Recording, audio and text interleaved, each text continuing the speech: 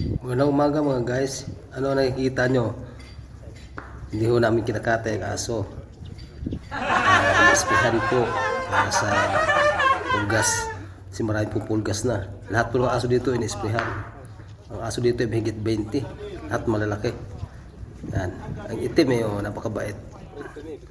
May ispihan siya para sa pulgas.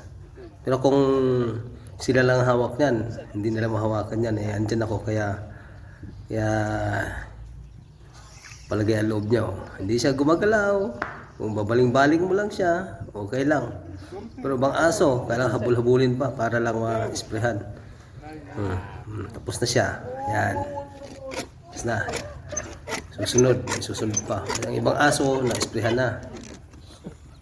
Meron pang iba na mailap. Matakbo kasi kita nila na nahawakan yung mga kasamahan nila kaya nagtatakbuhan ayaw palapit. Yan pa yun tapos na isprehan. Pero pa dito sa loob ng bahay nagtatago. Yan yung malaki na yan. Ito yung pula. Hindi pa na-isprehan yan, habulin pa yan mamaya.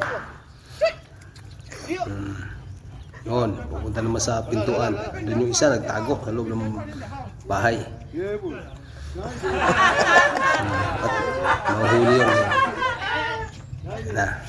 Yun. Kadapanang. Ganun pala sila magkuha ng aso. Hawakan yung ulo para hindi makakagat. They are scared. Yan Hindi na pumala. Takot kasi sa akin. Ayan na si hindi siya Gio. pumalag. Andun ako. Mo. Yan, yung pa isa. Doon pa, ano din yan. Tapang yan, hindi pwede hawakan. Oh, crying now. Nandun ako, kaya Jaya. siya, nagpahawak siya.